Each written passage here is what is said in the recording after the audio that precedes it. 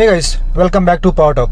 दोस्तों, आप लोगों ने जब गाड़ी चलाना सीखा होगा तो एक प्रॉब्लम आप सबने फेस करी होगी कि जब आप क्लच को रिलीज करते हो तो आपकी गाड़ी बंद हो जाती है। सारे लोग ये प्रॉब्लम फेस करते ही करते हो। काफ़ी दिन तक आपको प्रैक्टिस में लाने में काफ़ी टाइम कभी कभी लग जाता है।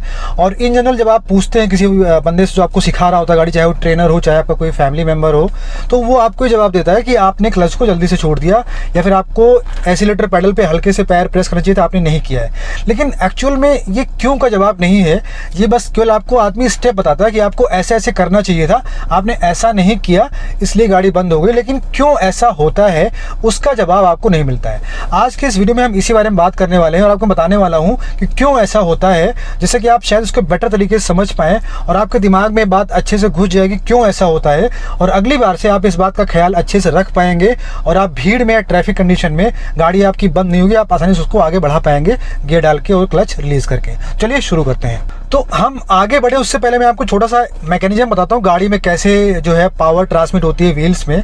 हम बात कर रहे हैं यहाँ पे मैनुअल कार की और उसमें हम देखेंगे, और वो भी फॉरवर्ड व्हील ड्राइव जो गाड़ी है उसकी बात कर रहे हैं। यहाँ पे हमारे पास इसमें डिज़ायर है तो उसी का एग्जांपल लेंगे हम। और इन जनरल सबके पास ही, आपके पास जनरली फ्रंट व्हील ड्राइव गाड़ी होगी या फिर जो है वो मैनुअल में होगी, राइट। हम यहाँ पे ऑटोमेटिक की बात नहीं करेंगे। तो क्या होता है कि गाड़ी का पावर कैसे ट्रांसमिट होता है पहले मैं आपको बताता हूँ। आसान से आसान भाषा में मैं आपको समझाने की कोशिश करूँगा। और पावर ट्रांसमिशन कैसे होता है कि आपका इंजन जो है वो पावर जनरेट करता है, सिंपल सबको पता है ये।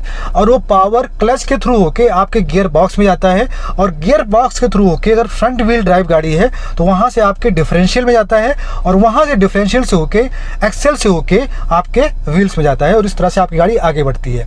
अब यहाँ पे क्लच का काम क्या होता है, क्लच बीच में होता है, जो आपका इंजन शाफ्ट है और जो आपका क्लच का ट्रांसमिशन का शाफ्ट है उसके बीच में वो क्लच होता है। और जब आप इसको क्लच को प्रेस करते हैं तो वो जो डिसएंगेज हो जाता है, यानी कि क्लच की इंजन की पावर को और ट्रांसमिशन को वो अलग अलग कर देता है, वो सेपरेट कर देता है। और जब आप उसको जब गियर इंगेज रहता है, क्लच आप प्रेस नहीं करते हैं तो वो तीनों आपस में ऐसे जुड़ जाते हैं और उसको पावर को इंजन पावर ट्रांसफर करता है क्लच के थ्रू होके आपके ट्रांसमिशन में और इस तरह से आगे बढ़ता जाता है और गाड़ी आगे चलती है।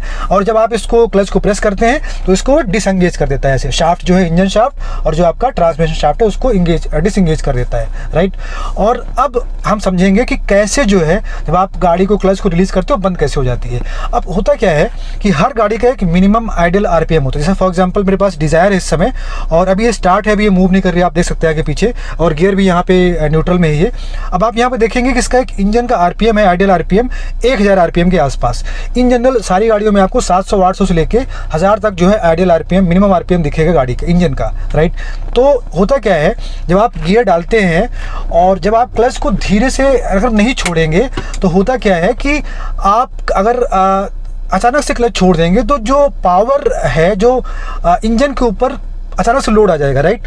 तो अचानक से लोड आएगा तो जो उसका आरपीएम है वो डाउन हो जाएगा, जो मिनिमम आरपीएम उससे डाउन होगा और इंजन बंद हो जाएगा, करेक्ट। जैसे कि फॉर एग्जांपल कोई भी चीज़ समझ लो आप, अगर आपके ऊपर ही अचानक से कोई लोड रख दिया जाए तो जाहिर सी बात है कि आप समझ नहीं पाएंगे और आप जो है झुक सकते हैं या फिर आप परेशान हो सकते हैं, करेक्ट। तो इसीलिए क्या होता है कि आपको बोला जाता है कि आप धीरे धीरे क्लच को छोड़िए और इंजन के आरपीएम को हल्का हल्का बढ़ाइए, एक्सेलरेट करिए, जिससे कि इंजन तैयार रहे कि हाँ भाई हमारे ऊपर लोड आने वाला है और लोड को भी आप धीरे धीरे ट्रांसफर कर रहे हैं, मतलब क्लच को धीरे धीरे आप छोड़ रहे हैं। तो इससे क्या होगा, इंजन पहले से तैयार रहता है। एक तो आपने उसको आरपीएम बढ़ा दिया उसका, और दूसरी बात जो आपने क्लच को धीरे धीरे छोड़ा, करेक्ट। इसीलिए अगर मतलब आप अगर जैसे कि क्लच भी अगर आप जल्दी छोड़ देते हैं और पावर को भी नहीं बढ़ाते हैं तो अचानक से उस पर लोड पड़ता है और आरपीएम डाउन चला जाता है और गाड़ी बंद हो जाती है। लेकिन जब आप धीरे धीरे छोड़ते हैं और हल्का हल्का जो है एक्सीलरेटर पेडल को प्रेस करते हैं तो आरपीएम हल्का हल्का इंजन का बढ़ता जाता है और साथ साथ धीरे धीरे लोड ट्रांसफर होता है और गाड़ी आगे बढ़ने लगती है आसानी से।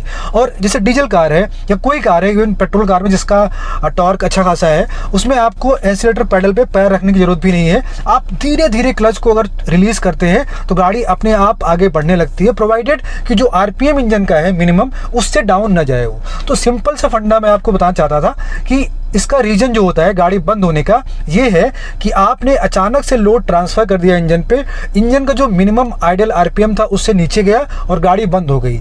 और आपको क्यों बोला जाता है कि आपको धीरे धीरे क्लच को रिलीज करना, एक्सीलरेटर पेडल को धीरे धीरे प्रेस करना है, क्योंकि आप इंजन को पहले से तैयार कर देंगे, मतलब उसका आरपीएम बढ़ा देंगे।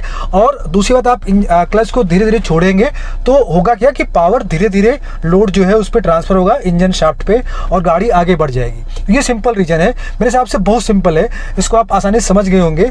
और अगर आप कोई क्वेश्चन तो आप कमेंट बॉक्स बता सकते हैं, और आई होप कि आगे से आपको ये बात ध्यान में रहेगी कि ऐसा क्यों होता है और आप इस चीज़ को अच्छे से फॉलो कर पाएंगे। तो आज की वीडियो में बस इतना ही। अगर आपको अच्छा लगा तो उसको आप लाइक करिए और उसको अपने दोस्तों के साथ शेयर भी कर सकते हैं आप। और अगर आप गाड़ी चलाते हैं तो प्लीज़ मेक श्योर कि आप सीट बेल्ट पहनते हैं और ट्रैफिक नियमों का पालन करते हैं। Thank you so much for watching this video.